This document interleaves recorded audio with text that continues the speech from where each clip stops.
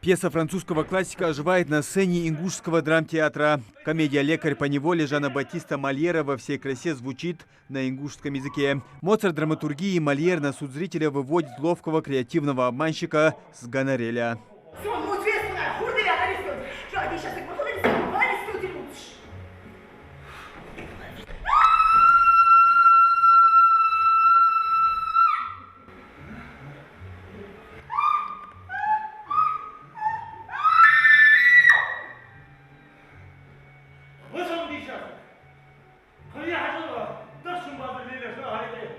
На этой семейной ссоре и строится основной сюжет пьесы. Мартина, жена с гонореля, пытаясь отомстить своему мужу пьянчуге, представляет его как опытного лекаря, который может вылечить любой недуг. Услуги лжеврача заказывает знатный барин. Его дочь захворала и перестала говорить. Одну из главных ролей сыграла наша коллега Ами Амер. Талантливая певица не только хорошо поет, но и с таким же успехом играет на сцене драмтеатра.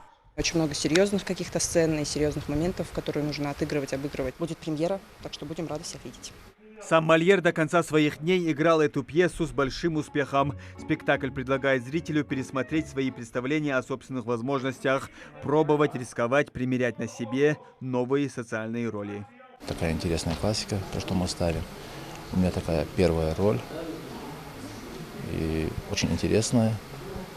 Если получится ее сыграть, если получится ее сделать так, как нужно, нужным образом. По-актерски и по сцене речи, сцене движения абсолютно. Ну, сам по себе он персонаж Лука, он человек очень, насколько я его понимаю, он грубый, но он ответственный. И быть грубым и ответственным для меня это чуть сложновато.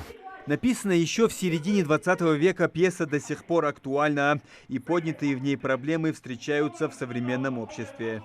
Очень интересное само решение спектакля, так как мы работали непосредственно с московским сценаристом. Это Лиза Чахкиева, и дальше все костюмы и декорации, это уже профессионально все сделано. И вот как раз-таки благодаря руководителю Лисе Чахкиеву, все, что мы задумали, это вот произошло. Кроме семейной драмы, в пьесе важную роль играет романтический сюжет. Лекарь по неволе с гонорель попутно умудряется соединить молодую пару, причем сам выходит сухим из воды. Муслим Ганиев, Магомед Дидигов, Новости 24.